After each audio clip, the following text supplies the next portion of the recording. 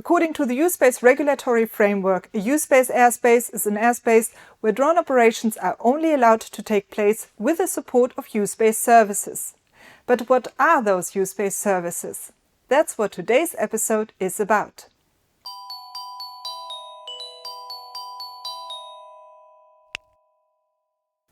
The U-Space regulatory framework explicitly names 7 services associated with U-Space airspaces. More narrowly, only 6 of these are defined as U-Space services. The Common Information Service is the odd one out. It plays a special role. A U-Space service is defined as a service relying on digital services and automation of functions designed to support safe, secure and efficient access to U-Space airspace for a large number of UAS. U-Space service providers, or USSPs for short, are responsible for providing U-Space services to UAS operators during all phases of operations in a U-Space airspace. Some of the U-Space services are mandatory and some are optional. The mandatory U-Space services are the Network Identification Service, the geo-awareness service, the UAS Flight Authorization Service and the Traffic Information Service. The optional services are the Weather Information Service and the Conformance Monitoring Service. Based on a U-Space airspace's compulsory risk assessment, a member state may decide that either or both shall also be provided.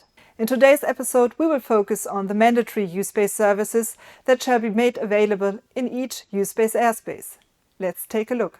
According to the regulation, the Network Identification Service shall ensure the continuous processing of the position and status reports of UAS throughout the duration of their flights. During their flights, UAS operators regularly report current positions, speeds and courses of their drones to their respective USSPs along with other information by means of the Network Identification Service. Additional information includes the UAS operator registration number, the unique serial number of the drone and the emergency status of the drone. This set of information is also referred to as Network Remote Identification or Network Remote ID. Note that this should not be confused with Direct Remote Identification or Direct Remote ID.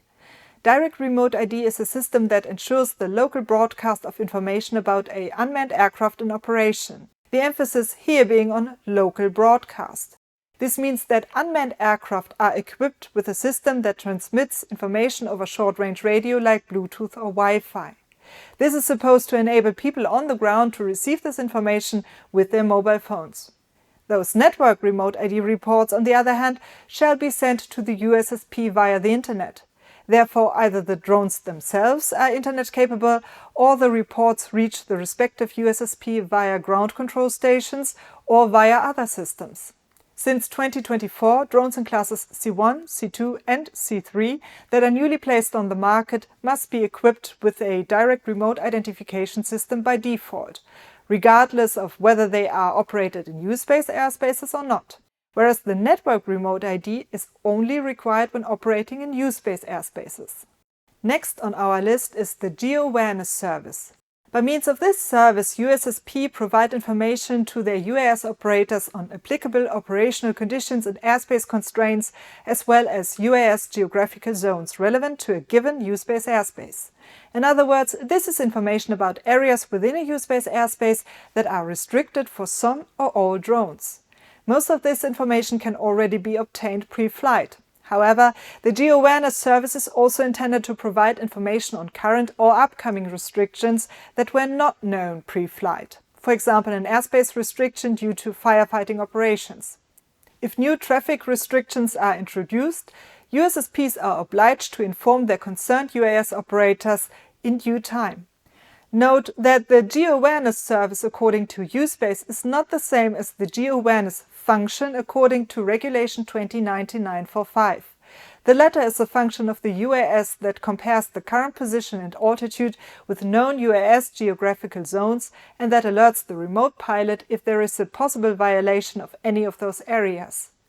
The UAS geographical zones information is downloaded to the drone pre-flight and not updated during flight. The U-Space geo-awareness service also covers pre-flight information about UAS geographical zones, but more importantly, it notifies UAS operators during flights about updates of existing or new airspace restrictions. The next service is the UAS Flight Authorization Service. This is a booking service that makes airspace reservations on behalf of drone operators. Before flying in a U-Space airspace, drone operators need to make a reservation for an operational volume with a USSP of their choice. This is termed making a US flight authorization request. The USSP receives this request, coordinates with all other providers of U-Space services in this U-Space airspace, and ensures that there is no double booking anywhere in this U-Space airspace. A double booking occurs when two operational volumes overlap in terms of time and space. If a reservation would involve some double booking of some portion of U-Space airspace, then USSPs would reject the booking. Once the booking is confirmed, in other words, the US flight authorization request has been granted, that operational volume is reserved for exclusive use by that UAS operator. Once the drone is ready to fly, the UAS operator has to activate the flight authorization. The drone may only be launched once the USSP has confirmed the activation.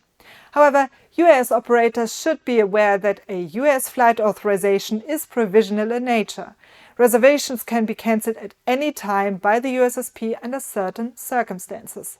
This can happen before flights take place and also during flights.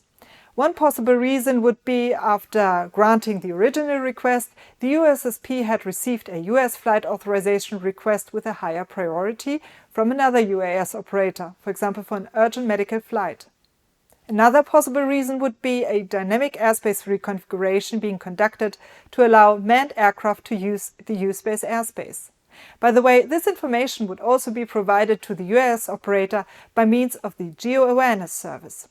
The UAS flight authorization service is intended to ensure that there is no conflict between UAS operations and between UAS operations and controlled manned air traffic. As such, it is classified as a strategic measure for avoiding conflicts. Can UAS flight authorization requests be submitted at short notice? In principle, that is not a problem at all. In practice, however, you must be prepared for the possibility that an airspace reservation already exists in your desired area at your desired time and that your request cannot be granted. Thus, the earlier the request is submitted, the greater the chance of obtaining a UAS flight authorization. The Traffic Information Service is the fourth and last service to be provided by default in a U-Space airspace. By means of the Traffic Information Service, USSP provide their UAS operators with information about all other conspicuous air traffic in the vicinity of their drones or flight routes. This comprises information about both manned and unmanned aircraft. Traffic information includes time of applicability, geographic position including height, ground speed, course and emergency status. Based on the information provided by the Traffic Information Service, UAS operators shall take appropriate action to avoid any risk of collisions with other aircraft. Let's recap. You tell the Network Identification Service who you are and where your drone currently is. The geo-awareness service tells you where your drone should not fly. With the US Flight Authorization Service, you make your airspace reservation, and the Traffic Information Service will tell you who is in the vicinity of your drone. This was an overview of the mandatory U-Space services. If you would like to learn more about a particular service, please leave us a comment. In the next episode, we will take a look at the optional U-Space services. Until then, thanks for watching and see you in the next video. Bye!